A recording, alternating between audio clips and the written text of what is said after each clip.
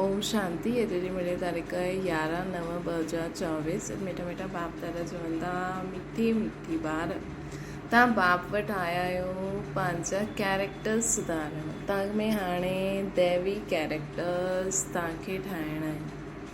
तव्हांखे हाणे दैवी कैरेक्टर्स ठाहिणा आहिनि। तव्हां पंहिंजा कैरेक्टर्स सुधारण आया आहियो। प्रश्न, तव्हां ॿारनि खे अखियूं बंदि करे वेहण जी मना छो कबी आहे? बाबा सां ॿारनि खे अखियूं बंदि करे वेहण जे लाइ मना छो कंदा आहिनि? छो जी नज़र सां निहाल करण वारो बाप असांजे सम्मुख आहे। अगरि अखियूं बंदि थी वेंदियूं त निहाल कीअं थींदासीं? स्कूल में अखियूं बंदि करे न वेहबो आहे। अखियूं बंदि थींदियूं त सुस्ती ईंदी। तव्हां ॿारनि खे स्कूल में पढ़ाई पढ़ो था न, तव्हां ॿार त स्कूल में पढ़ाई पढ़ो त इहे त सोर्स ऑफ इनकम आहे। लाखों पदमनि जी कमाई थिए थी। कमाई में सुस्ती उबासी न ईंदी। लेकिन अॼुकल्ह कई बीमारियुनि जे कारण बि उबासी ईंदी आहे, है न। कॾहिं असांजे अॼुकल्ह न अगरि ऑक्सीजन, छो जी सभु बंदि में वेंदा आहिनि, अंदरि ई रहंदा आहिनि त ऑक्सीजन लेवल घटि हूंदो आहे। या कोई अहिड़ो हूंदो आहे कंहिंजी लिवर में कोई प्रॉब्लम, कंहिंजी कंहिं में कुझु प्रॉब्लम, हुन जे कारण असांखे उबासी ईंदी आहे। त ख़ुदि खे चेक कजो। अगरि असांखे निंड नथी अचे लेकिन त बि बार बार उबासी अचनि थियूं त अंदरि जी शरीर में कुझु गड़बड़ी आहे या ऑक्सीजन लेवल या जो घटि आहे, हिन करे उबासी ईंदी आहे। ओम शांति। मिठे मिठे रूहानी ॿारनि प्रति बाप सम्झाइनि था। हीअ त ॿार ॼाणंदा आहिनि कि रूहानी बाप परमधाम खां अची करे असांखे पढ़ाईंदा आहिनि। छा पढ़ाईंदा आहिनि? बाप सां गॾु आत्मा जो योग लॻाइण सेखारींदा आहिनि, जंहिंखे यादि जी यात्रा चइबो आहे। इहे बि ॿुधाइबो आहे बाप खे यादि कंदे कंदे मिठे रूहानी ॿार था पवित्र ठही पंहिंजी पवित्र शांति धाम में पहुची वेंदव। केतिरी सहज सम्झाणी आहे। पंहिंजी खे आत्मा सम्झो, पंहिंजी प्रीतम बेहद बाप खे यादि करो त तव्हांजा जन्म जन्मांतर जा पाप जो आहिनि उहो भस्म थींदा वेंदा, है न। एॾी सहज ॻाल्हि की माण्हुनि केॾो डिफिकल्ट योग सेखारींदा आहिनि। चक्र हीअ उहा न, सिंपल। मां आत्मा आहियां, भ्रुकुटी जे विच में वेठी आहियां। हिन में छा योग लॻाए करे पंहिंजी आत्मा जी शक्ति खे जगाईंदा आहिनि। ख़ुदि ई महिनत कंदा आहिनि। लेकिन मां आत्मा आहियां, बाबा मुंहिंजो बाप आहे, बसि बाबा खे निराकार रूप में यादि करो, स्विच ऑन थी वियो। जेतिरो यादि कंदो ओतिरो शक्तियूं बढ़जंदी वेंदियूं। इनखे ई योग अग्नि चइबो आहे न। इहो भारत जो प्राचीन राजयोग आहे जो बाप हर 5000 वर्ष पोइ अची करे सिखलाईंदा आहिनि। बेहद जो बाप ई भारत में हिन साधारण तन में अची करे तव्हां ॿारनि खे सम्झाईंदा आहिनि। बेहद जो बाप हिन भारत में अची करे ब्रह्मा बाबा जी साधारण तन में अची करे असांखे सम्झाईंदा आहिनि। हिन यादि सां ई जन्म जन्मांतर जा पाप कटिजी वेंदा। छो जी बाप पतित पावना सर्वशक्तिवान आहे। तव्हांजी आत्मा जी बैटरी हाणे तमो प्रधान ठही वई आहे न, जो सतो प्रधान हुई, हाणे उनखे पोइ वरी खां सतो प्रधान कीअं ठाहियूं? सो त तव्हां सतो प्रधान दुनिया में वञी सघो, उहा शांति धाम घर में वञी सघो। त असां हाणे तमो प्रधान आत्मा खे सतो प्रधान कीअं ठाहियूं जो असां पंहिंजी सतो प्रधान दुनिया ऐं परमधाम में वञी सघूं। ॿारनि खे ॾाढो सुठी रीति यादि रखिणो आहे। बाप ॿारनि खे इहे डोज़ ॾींदा आहिनि। ये यादि जी यात्रा उठदे वेंदे हलदे फिरदे तव्हां करे सघंदा आहियो। जेतिरो थी सघे गृहस्थ व्यवहार में रहंदे हुए कमल फूल समान पवित्र रहणो आहे। बाप खे बि यादि करिणो आहे, साथ साथ दैवी गुण बि धारण करणा आहिनि। छो जी दुनिया वारनि जा त आसरी कैरेक्टर्स आहिनि। तव्हां ॿार हाणे आया आहियो दैवी कैरेक्टर्स ठाहिण। इन लक्ष्मी नारायण जा कैरेक्टर्स ॾाढा मिठा हुया न। भक्ति मार्ग में उन्हनि जी ई महिमा ॻायल आहे। भक्ति मार्ग कॾहिं खां शुरू थींदो आहे इहे बि कंहिंखे पतो न आहे न। हाणे तव्हां सम्झो आहे न, ऐं रावण राज्य कॾहिं खां शुरू थींदो आहे इहे बि सम्झो आहे।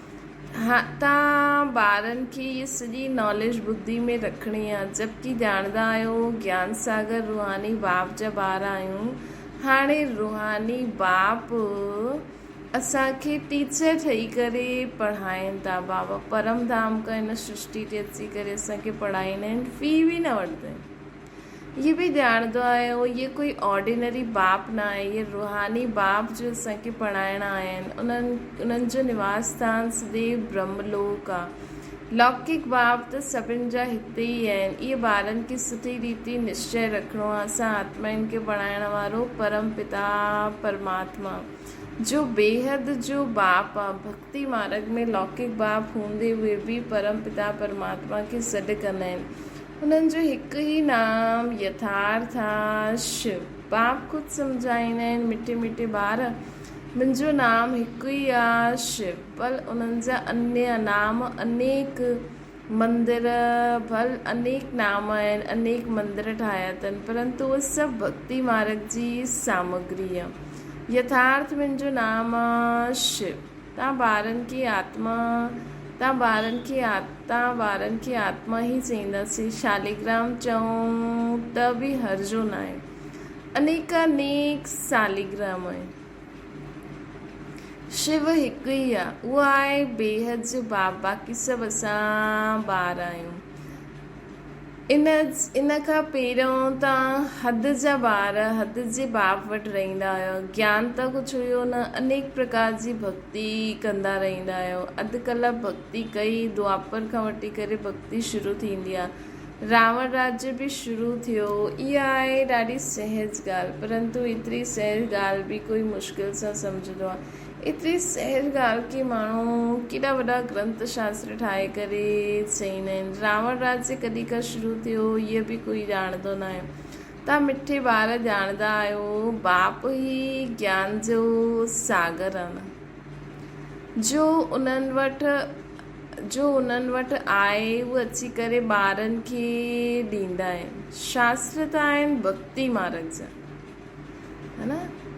जो बाबा वटि ज्ञान आहे उहो असांखे अची करे ॾियनि था। शास्त्र त भक्ति मार्ग जा ठहियल आहिनि। हाणे तव्हां सम्झी विया आहियो न, ज्ञान भक्ति पोइ वैराग्य, इहे टे मुख्य ॻाल्हियूं आहिनि। सन्यासी माण्हू बि ॼाणंदा आहिनि ज्ञान भक्ति वैराग्य, परंतु सन्यासियुनि जो आहे हद जो वैराग्य। उहा बेहद जो वैराग्य सिखलाए न सघनि, है न। सन्यासियुनि जो आहे हद जो वैराग्य, उहो बेहद जो वैराग्य की बुद्धि सां ई सभु कुझु भुलिजी वञूं, कुझु आहे ई न। उहो आहे बेहद जो वैराग्य। बाबा जो असांखे सेखारींदा आहिनि, उहो सिखाए न सघनि। ॿ प्रकार जा वैराग्य हूंदा आहिनि, हिकु हूंदो आहे हद जो, ॿियो हूंदो आहे बेहद जो। उहे आहिनि हठयोगी सन्यासी, उहे आहिनि हठयोगी सन्यासियुनि जो वैराग्य। इहो आहे बेहद जो वैराग्य। तव्हांजो आहे राजयोग, उहो घर बार छॾे जंगल में हली वेंदा आहिनि, त उन्हनि जो नाम ई पइजी वियो आहे सन्यासी। बाबा चवनि था उहो घर बार छॾे जंगल में हली वेंदा आहिनि। दुनिया वारा घर बार छॾे करे जंगल में हली वेंदा आहिनि, उन्हनि जो नाम ई आहे सन्यासी। हठयोगी घर बार छॾंदा आहिनि पवित्र रहण लाइ। इहे बि सुठो आहे। बाप चईंदा आहिनि भारत त पवित्र हुयो, एतिरा पवित्र खंड ॿियो कोई हूंदा ई न आहिनि। एतिरो पवित्र खंड ॿियो कोई हूंदो ई न आहे। छो बाक़ी सभु खंड त जॾहिं द्वापर युग खां पोइ स्थापन थी विया आहिनि, त विकारी दुनिया हुई उन समय त विकारी दुनिया में इहे खंड ठहिया आहिनि, त उहो पवित्र त रहिया न जेतिरो भारत रहियो। हा, उते पिकनिक स्थान हूंदा सतयुग में, लेकिन जीअं हाणे भारत जी दुनिया ठहींदी हिकदमि प्योर, ओतिरो पवित्र कोई न ठहींदो। भारत जी ॾाढी ऊंची महिमा आहे, त भारतवासी जो ख़ुदि बि न ॼाणंदा आहिनि। बाप खे भुलिजण जे कारण सभु कुझु भुलिजी वेंदा आहिनि, अर्थात नास्तिक निधन जा ठही वेंदा आहिनि। सतयुग में केतिरी सुख शांती हुई, हाणे केतिरो दुख शांती आहे। मूल वतन में मूल वतन त आहे ई शांति धाम, जिते असां सभु आत्मायूं रहंदा आहियूं। आत्मायूं पंहिंजे घर खां हिते ईंदियूं आहिनि बेहद जो पाठ वॼाइण। हाणे आहे पुरुषोत्तम संगम युग, जबकि बेहद जो बाप ईंदो आहे नई दुनिया में वठी वञण लाइ, है न। नई दुनिया में वठी वञण लाइ हिन सृष्टि ते बाबा ईंदा आहिनि। बाप अची करे उत्तम ते उत्तम असां आत्माउनि खे ठाहींदा आहिनि। उच ते उच भॻवानु चइबो आहे न, परंतु उहो केरु आहे, कंहिंखे चइबो आहे, इहे कुझु बि सम्झंदा न आहिनि। इहे हिकु ॾाढो वॾो लिंग रखी छॾियो अथनि। सम्झंदा आहिनि निराकार परमात्मा आहे एॾो वॾो, असां आत्माउनि जो उहो बाप आहे, इहे बि न सम्झंदा आहिनि। सिर्फ़ु सम्झंदा आहिनि इहे निराकार परमात्मा आहे, लेकिन असां आत्माउनि जो पीउ आहे, ख़ुदि खे आत्मा न सम्झंदा आहिनि। इहे न सम्झंदा आहिनि, सिर्फ़ु पूजा कंदा रहंदा आहिनि, हमेशह शिव बाबा चईंदा आहिनि, रुद्र बाबा व बबुलनाथ बाबा न चईंदा आहिनि। तव्हां लिखंदा बि आहियो शिव बाबा यादि आहे, वरसो यादि आहे। ई स्लोगन घर घर में लॻाए ॾियो, घर घर में छा लॻाए ॾियो, शिव बाबा यादि आहे, वरसो यादि आहे, स्वर्ग जो वरसो यादि आहे। शिव बाबा खे त शिव बाबा खे यादि करो त सभु पाप भस्म थी वेंदा। श्री पतित पावन त हिकु बाप ई आहे न। हिन पतित दुनिया में त हिकु बि पावन न थी सघे, पावन दुनिया में हिकु बि पतित न थी सघे। शास्त्रनि में त सभु जॻह पतित लिखी छॾियो अथनि। मतिलबु सतयुग में बि लड़ाई, त्रेता में बि लड़ाई। त्रेता में चईंदा आहिनि रावण हुयो, सीता खे चराई, श्री कृष्ण सां गॾु कंस, जरासंधी, हिरणाकश्यप आदि लिखाया अथनि। श्री कृष्ण ते केतिरा कलंक लॻाए छॾिया अथनि। हाणे सतयुग में इहे सभु त हूंदो न, एतिरी कूड़ा कलंक लॻाया अथनि। बाप ते बि कलंक लॻाया अथनि, त देवताउनि ते बि कलंक लॻाया अथनि। सभिनि जी ग्लानी कंदा रहंदा आहिनि। त हाणे बाप चईंदा आहिनि इहे यादि जी यात्रा आहे न, आत्मा खे पवित्र ठाहिणो आहे, पावन ठही पोइ पावन दुनिया में वञिणो आहे। बाप 84 जो चक्कर बि सम्झाईंदा आहिनि। हाणे तव्हांजो इहे अंतिम जन्म आहे, पोइ असां सभिनि खे घर हलणो आहे। हाणे असांजो इहे सभिनि जो अंतिम जन्म आहे, पोइ असां सभिनि खे घर हलणो आहे। घर में शरीर त न वेंदो न, सभई आत्मायूं वञणियूं आहिनि। घर में असां सभिनि जी आत्मायूं वञणियूं आहिनि। इन करे मिठी मिठी रूहानी ॿार पंहिंजे खे आत्मा सम्झी करे वियो, देह न सम्झो। कॾहिं बि अंत समय अची सघंदो आहे, असां आत्मा अभिमानी स्थिति में हूंदासीं त बाबा सां गॾु हली हलंदासीं, न त देह भान छॾणो जे लाइ बाबा धर्मराजपुरी में वञिणो पवंदो। ॿिया सत्संगनि में त तव्हां देह अभिमानी थी वेंदा। हिते त बाप चईंदा आहिनि देही अभिमानी थी करे वियो। जीअं मूं में इहे संस्कार आहिनि, मां ज्ञान जो सागर आहियां, तव्हां ॿारनि खे बि ईअं ठहिणो आहे। बेहद जो बाप ऐं हद जे बाप जो कंट्रास्ट बि ॿुधाईंदा आहिनि। बेहद जो बाप वेही तव्हांखे सॼो ज्ञान सम्झाईंदा आहिनि। अॻियां न ॼाणंदा हुयासीं, हाणे सृष्टि जो चक्कर कीअं फिरंदो आहे, उनजो आदि मध्य अंत ऐं चक्र जी आयु केतिरी आहे, इहे सभु बतलाईंदा आहिनि बाबा। बाबा हाणे असां सभिनि खे छा बतलाईंदा आहिनि कि सृष्टि चक्कर कीअं फिरंदो आहे, उनजो आदि मध्य अंत छा आहे, चक्र जी आयु केतिरी आहे, इहे सभु बाबा बतलाईंदा आहिनि। भक्ति मार्ग में त कल्प जी आयु लाखों वर्ष करे छॾी अथनि। भक्ति मार्ग में त कल्प जी आयु लाखों वर्ष करे छॾी अथनि। घोर अंधियारे में विझी छॾियो अथनि। हेठि खां मथे हेठि ई उतरंदा आईंदा आहिनि। चईंदा बि आहिनि जेतिरो असां भक्ति कंदा आहियूं ओतिरो बाप खे हेठि खीचंदासीं। त बाप अची करे असांखे पावन ठाहींदा आहिनि। बाप खे खीचंदा आहिनि, छोजी पतित आहिनि, ॾाढा दुखी थी विया आहिनि। पोइ चईंदा आहिनि असां बाप खे सॾु कंदा आहियूं। बाप बि ॾिसंदा आहिनि कलयुग बिल्कुलु दुखी तमो प्रधान थी विया आहिनि, 5000 वर्ष पूरा थिया तॾहिं पोइ ईंदा आहिनि। इहा पढ़ाई कोई हिन पुराणी दुनिया जे लाइ न आहे, तव्हांजी आत्मा धारण करे साथ वठी वेंदी। हीअ पढ़ाई असांजी आत्मा धारण करे पोइ साथ असां संस्कार ठाही वरतू हथ वेंदासीं। जीअं मां ज्ञान जे सागर आहियां, तव्हां आहियो ज्ञान जी नदियूं। इहे नॉलेज कोई हिन दुनिया जे लाइ न आहे, इहे त छीछी दुनिया आहे, छीछी शरीर आहे, इनखे त छॾिणो ई आहे। बाबा चवनि था इहे त छीछी दुनिया, छीछी शरीर, इन्हनि खे त छॾिणो ई आहे। शरीर त हिते पवित्र न थी सघंदो आहे। मां आत्माउनि जो बाप आहियां, आत्माउनि खे पवित्र ठाहिणु आयो आहियां। इन ॻाल्हियुनि खे मनुष्य त कुझु बि सम्झी न सघंदा आहिनि, बिल्कुलु ई पत्थर बुद्धि पतित आहे। इन करे ॻाईंदा आहिनि पतित पावन अचो। आत्मा ई पतित ठही आहे, आत्मा ई सभु कुझु कंदी आहे न। भक्ति बि आत्मा कंदी आहे, शरीर बि आत्मा वठंदी आहे। हाणे बाप चईंदा आहिनि मां तव्हां आत्माउनि खे वठी वञण लाइ आयो आहे। बेहद जो बाप तव्हां आत्माउनि, बेहद जे बाप खे तव्हां आत्माउनि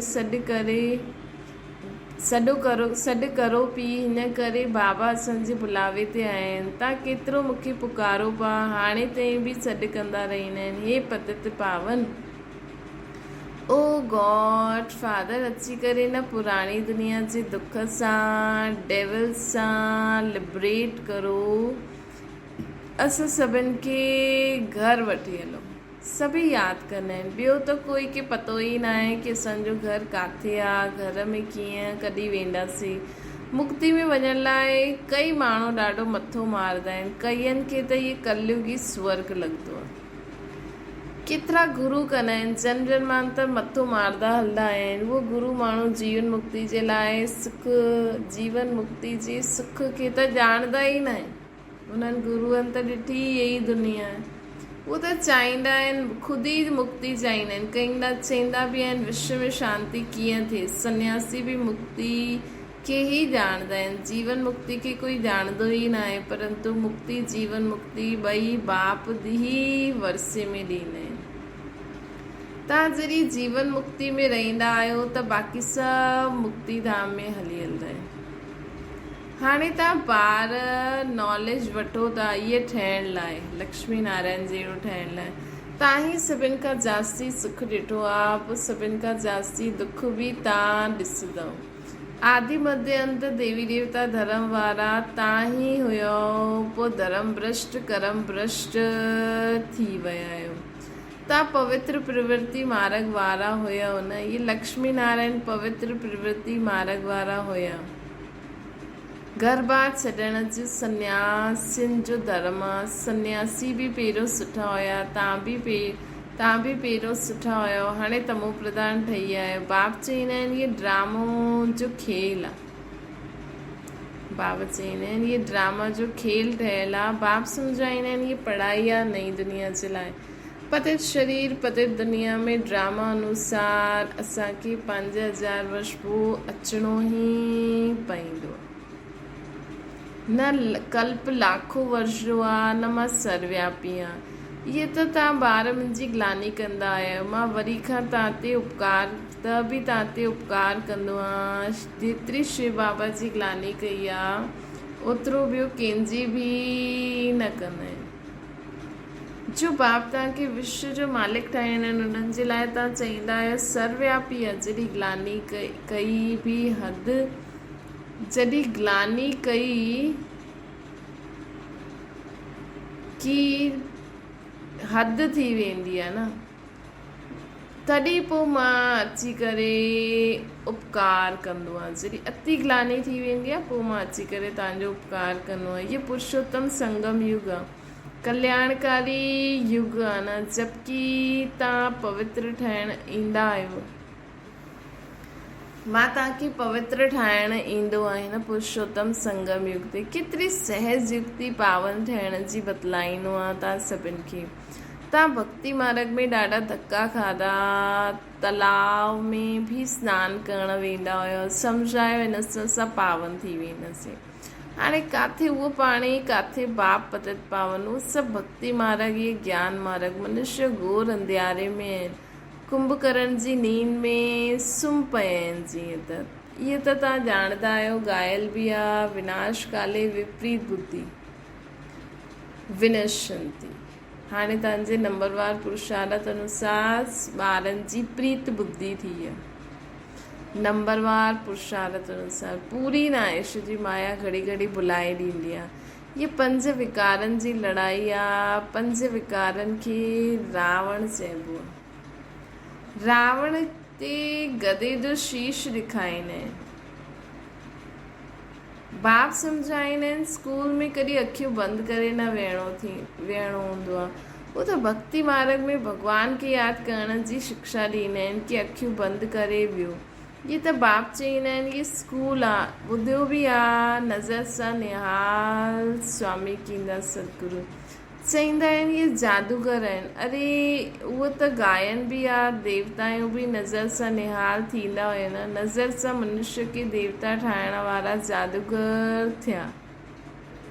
उहो देवताऊं बि नज़र सां निहाल थींदा आहिनि।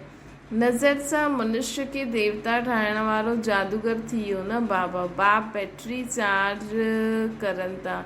ॿार अखि बंदि करे वेहनि त छा चईंदासीं। स्कूल में अखि बंदि करे न वेहबो आहे, न त सुस्ती अची वेंदी आहे। पढ़ाई त सोर्स ऑफ इनकम आहे न। लाखों पद्मनि जी कमाई आहे। कमाई में कॾहिं उबासी न ईंदी।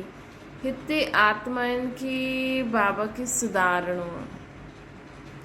ये एम ऑब्जेक्ट बीठी आहे। उन्हनि जी राजधानी ॾिसणी हुजे त वञो दिलवाड़ा में। वो जड़ यादगार, ये चैतन्य दिलवाड़ा मंदिर आहे। देवताऊं बि, स्वर्ग बि आहे, देवताऊं बि आहिनि। स्वर्ग जो सदगति दाता आबू में ही ईंदा आहिनि। स्वर्ग जो सदगति दाता आबू में ही ईंदा आहिनि। हिन करे वॾा वॾा तीर्थ आबू, वॾे ते वॾो तीर्थ आबू। जो भी धर्म स्थापक अथवा गुरु माण्हू आहिनि, सभिनि जी सदगति बाप ही अची करे कंदा आहिनि।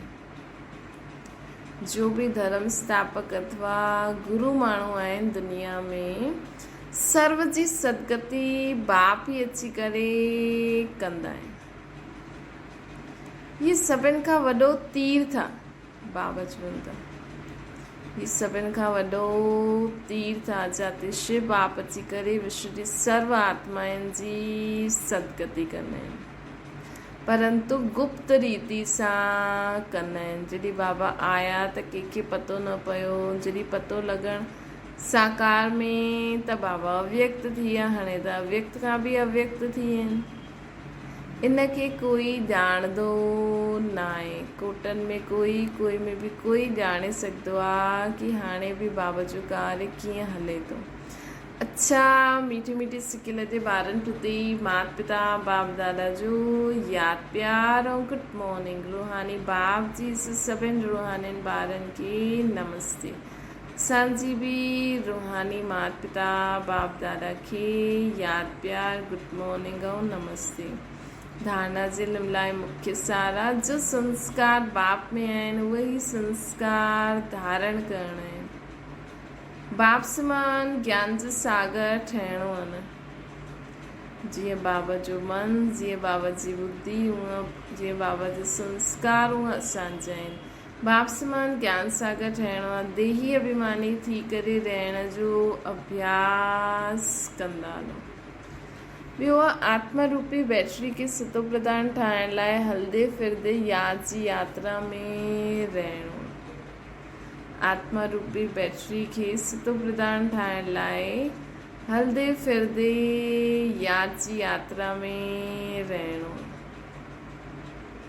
दैवी कैरेक्टर्स धारण करणा आहिनि।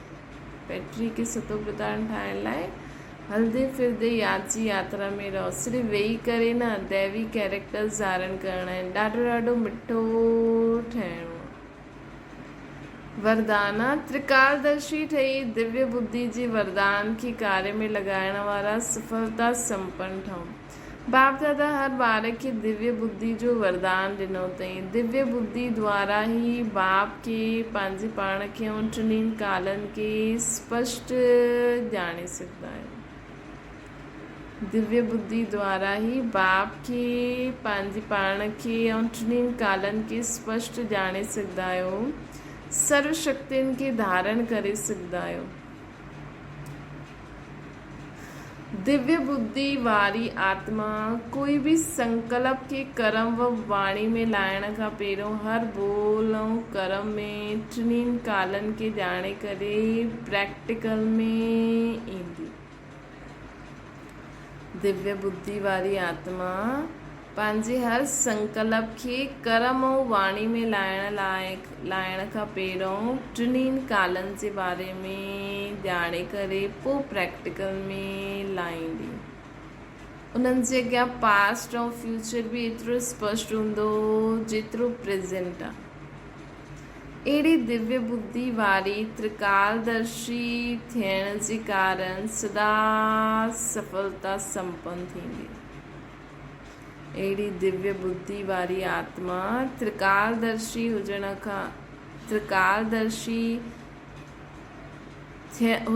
जे कारण सदा सफलता संपन्न हूंदी।